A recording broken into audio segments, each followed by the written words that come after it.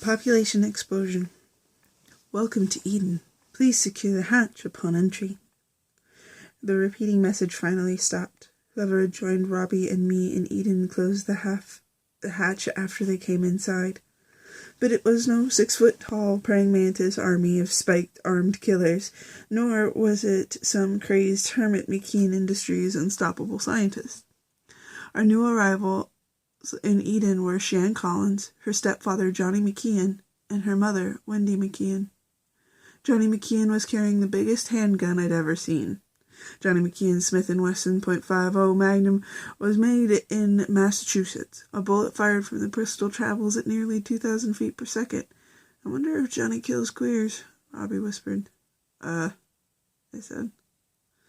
Johnny McKeon did not come down into Eden to kill Robbie, Breeze, and me.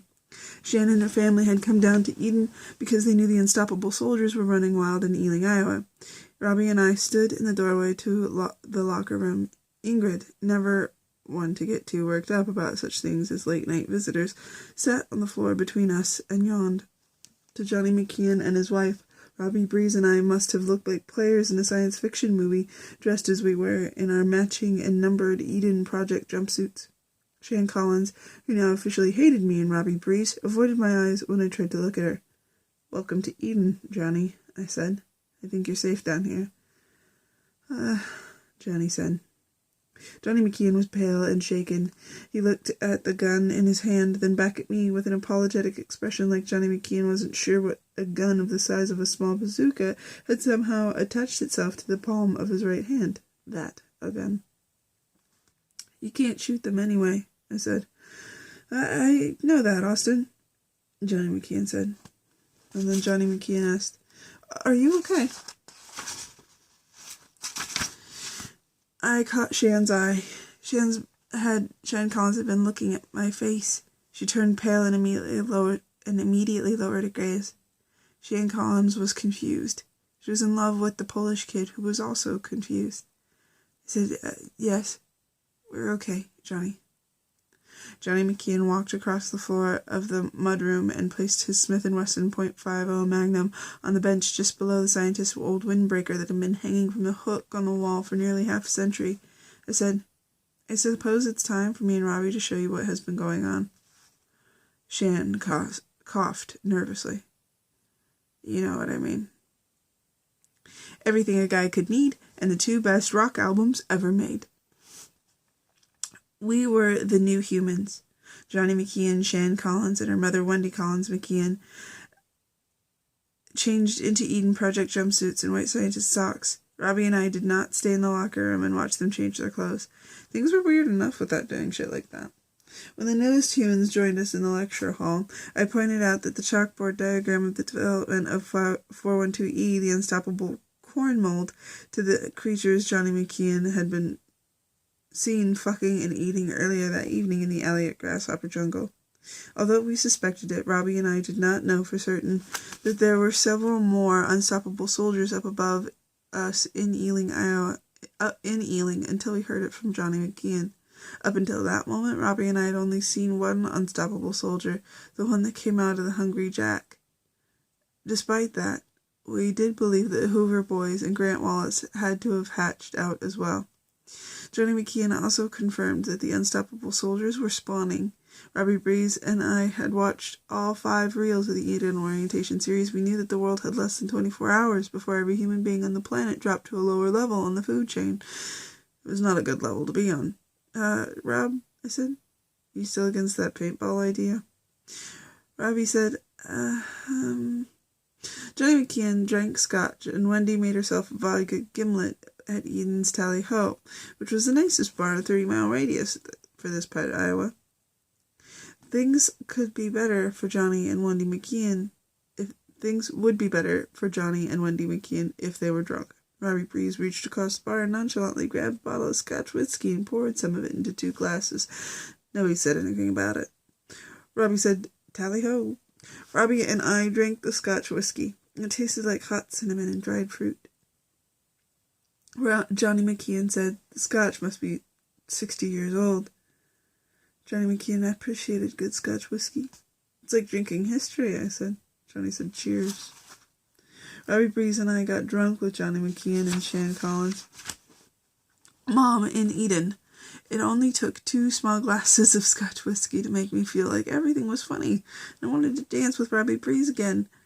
We lit cigarettes. Wendy McKeon might have known Robbie and I smoked cigarettes, but we had never done it in front of her. She was distant and unaffected by what was going on. John and Shan must have scared the shit out of her with the stories about what they knew was happening in Ealing, and Johnny and Shan didn't know half of it. Wendy McKeon was very pretty. Her breasts were tight and sharp beneath the shimmering fabric of her jumpsuit. I wanted to touch them.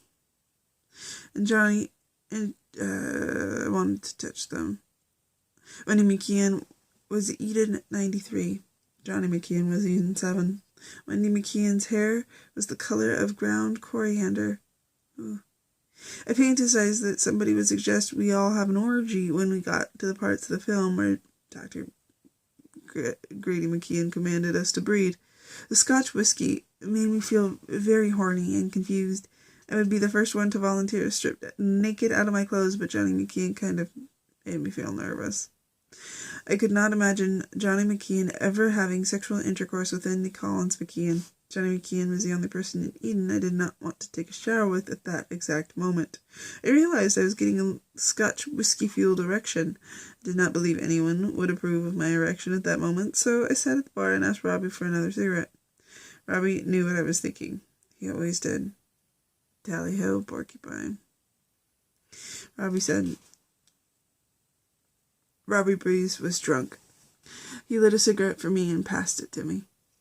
The filter end was just a little bit wet with Robbie's spit. I'll be danged if they don't have everything you'd ever need down in a place like this, Johnny McKeon said. Johnny McKeon got up from the bar stool. He threw a dart at the board and hung on the other side of the pool table. I'll be double danged, Johnny said daringly. A proper Eden will always have everything a guy could ever need or want, Johnny, I said. That, and the 2 best rock albums ever made in the history of humankind, Robbie added. The Blood of God. We took Johnny McKeon and his family on a tour of the silo. We did not show them the entire Eden orientation series. Johnny McKeon only wanted to see a portion of the final film. He wanted his wife to know what the creatures he saw at Grasshopper Jungle looked like. It did not matter.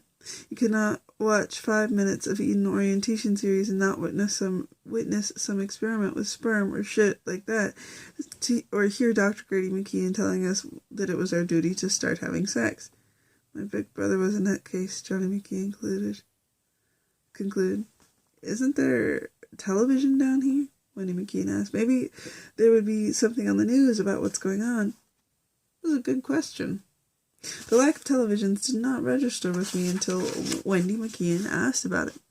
We hadn't seen one television set in Eden. I imagine Dr. Grady McKeon concluded that when the Eden Project became a necessary sanctuary for humanity, there would be nothing at all worth watching on the broadcast stations. On any broadcast stations, new humans would be without commercial television. Maybe there was hope after all.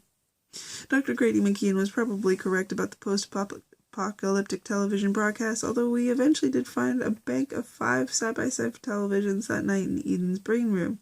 Here is what happened.